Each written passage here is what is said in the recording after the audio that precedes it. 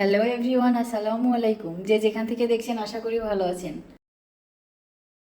Viewers, আবারও চলে এসেছি খুবই একটি মজাদার রেসিপি নিয়ে।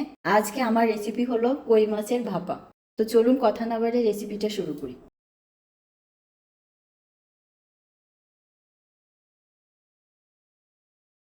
ভিউয়ার্স, কই মাছের ভাপা করার জন্য এখানে আমি 250 গ্রামের মতো দেশি কই নিয়েছি।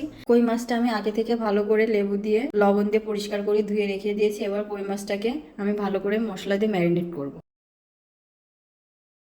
প্রত্যেকটা মাছের পাশ এভাবে আমি চিড়ে দিয়েছি, যাতে করে মশলাটা খুব ভালোভাবে ঢুকে যায়। যেহেতু আমি এখানে ভাপা করব, আমি মশলাটা ভালোভাবে কষাতে পারবো না, সেই ক্ষেত্রে মাছটাকে অবশ্যই কেটে দেবেন। এখানে আমি 4টা শুকনো মরিচ ও কাঁচা মরিচ একসঙ্গে বেটে নিয়েছি।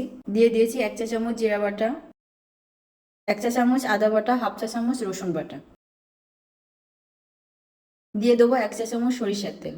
এবার স্বাদ মতো লবণ ও পরিমাণ মতো হলুদ দিয়ে মাছটাকে মাখিয়ে নেব। ভিউয়ার্স, মাছটা আমার ভালোভাবে মাখানো হয়ে গেছে। এবার আমি এটা 10 মিনিটের জন্য রেস্টে রেখে দেবো।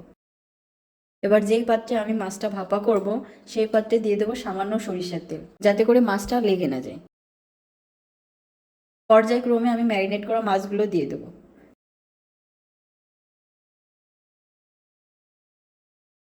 দিয়ে উপর থেকে মশলাটা দিয়ে দেবো। যেই পাত্রে আমি মাছটা ম্যারিনেট করে রেখেছিলাম, সেই পাত্র দিয়ে সামান্য পানি উপর থেকে দিয়ে দেবো। দিয়ে দেবো ধনেপাতা কুচি। ফ্লেভারের জন্য দিয়ে দেবো কয়েকটা কাঁচামরিচ। আবারও সামান্য পরিমাণে সরিষার তেল দিয়ে দেবো।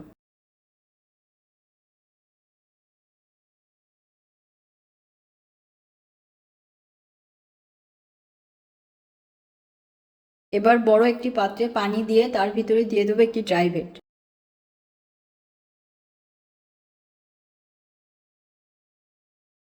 মাছের বাটিটা ড্রাই ভেটের উপর দিয়ে দেবো। দিয়ে এবার ঢাকনা দিয়ে ঢেকে রান্না করব হাই হিটে 20 থেকে 25 মিনিট।